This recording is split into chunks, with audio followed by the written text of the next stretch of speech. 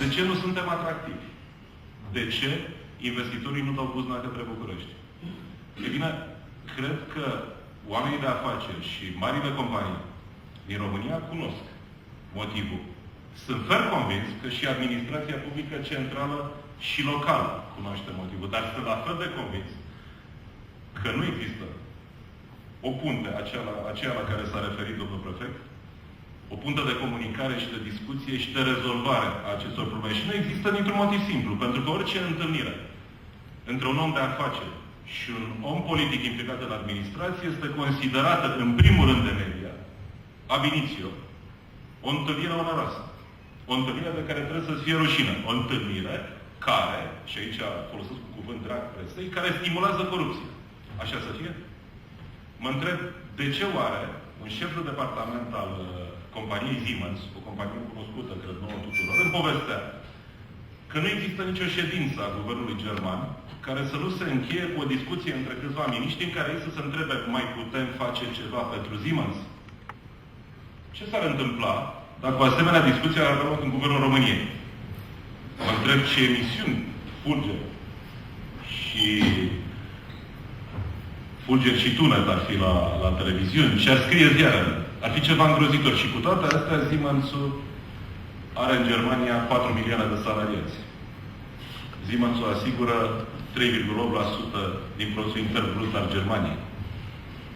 Probabil că fără să li se pună covor roșu, trebuie totuși, într-un fel sau altul, stimulați. Să rămână acolo și să producă. E bine, și acum reiau tema și o pun în discuție ca fiind temă principală. Iertați-mi divagațiile pe celălalt subiect, că doar vi l-am adus la mine. Vorbim de legea Bucureștiului. Ce avem acum? Acum avem 7 primării. Avem 7 consilii locale de sector. Un Consiliu General și 6 Consilii Locale de sector. Avem, deci, 7 deliberativuri, 7 parlamente. Ce deliberează el? Așa cum știm, patrimoniul în București e de afectațiune unică.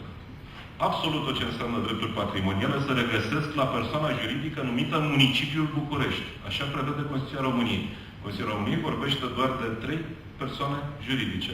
Comunele, orașele și județele. Nu există o altă împărțire.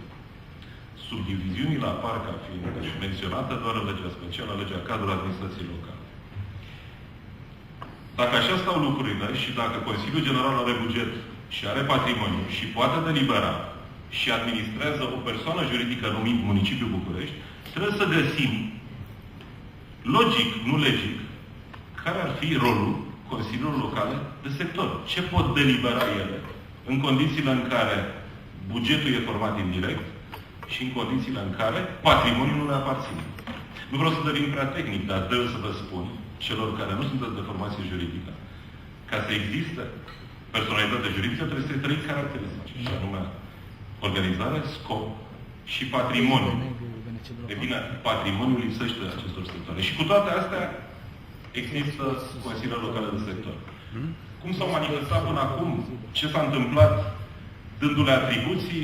Am văzut cu toții. Există artere principale în București, există bulevarde în care salubritatea se face de pe un trotuar pe altul.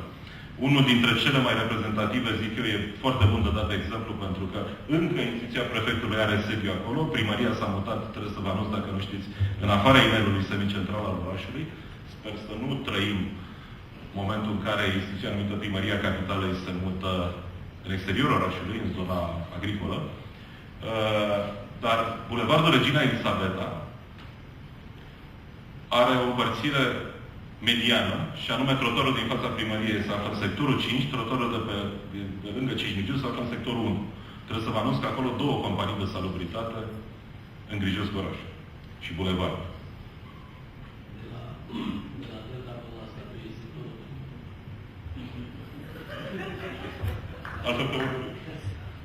Compleți. Da. De la Compescaria, de pe vremuri, deci de la Calea Victoriei până la rondul la Universitate, pe mâna dreaptă e sectorul 3, ca să întregim tabloul Bulevardului Reginei Elisabeta. Tot centrul istoric până la Calea Victoriei aparține de sectorul 3, tot ce e dincolo de Calea Victoriei este sectorul 5. E uimitor. Bulevardul Regina Elisabeta este o sursă de inspirație pentru tot ceea ce înseamnă izvor de drept în materie de autoritate locală, de administrație locală. Aș vrea să nu uităm, dacă tot vorbim de acest bulevard, că în fața Casei Centrale a Armatei a stat timp de câțiva ani de zile, nu știu dacă mai e acolo, un semn mare cu o săgeată care spunea bine ați venit în sectorul 5. Mi se pare turistic. Oricum, lucrurile, evident, nu pot rămâne așa. Lucrurile trebuie schimbate. Și trebuie schimbate printr-o nouă lege. Au fost propuse câteva variante. Știm deja o variantă care s-a pus în discuție foarte mult, care trebuie să vă spun că și eu lucrez la ea de cel puțin 5 ani. Principiile de bază sunt unanim acceptate de toți profesioniștii în drept administrativ. Este vorba de o lege specifică organizării Bucureștiului, care lasă împărțirea teritorială a Bucureștiului, administrativă, în cele 6 sectoare, dar desfințează ceea ce noi spunem cu argumente că n-ar trebui să existe, și anume deliberativele sectoarelor. Haideți să plecăm cu greșeală. Ce au justificat guvernanții din 2001 când au spus că aceste sectoare trebuie să aibă patrimoniu, trebuie să aibă obligații peste ceea ce prevede Constituția? Deci cu toții aminte că au spus că trebuie să avem autorități cât mai aproape de cetățean, pentru că ăsta înseamnă principiul descentralizării. Nimic mai fals. Principiul descentralizării înseamnă să iei o atribuție de la guvern, de la centru, de la executiv, să-l duci la local. Ăsta e principiul descentralizării. Ceea ce înseamnă prelungirea executivului unei primării în teritoriul propriului administrativ înseamnă deconcentrare. E un alt principiu.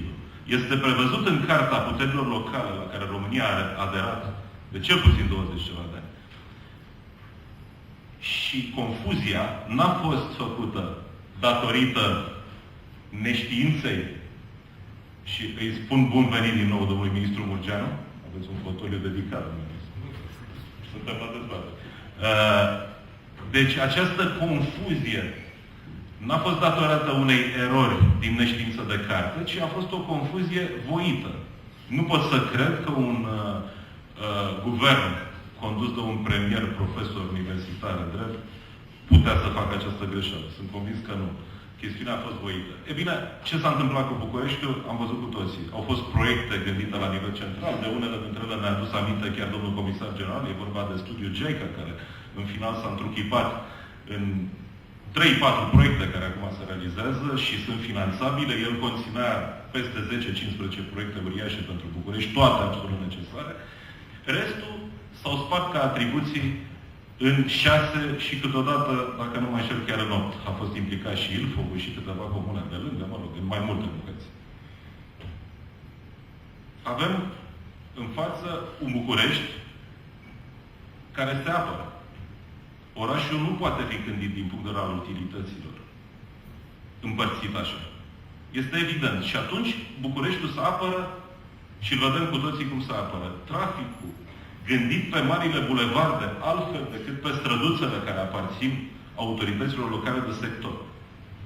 Avem arhitect șef cum este domnul Daniel Cărămidă, care gândește proiecte minunate și care nu și le poate pune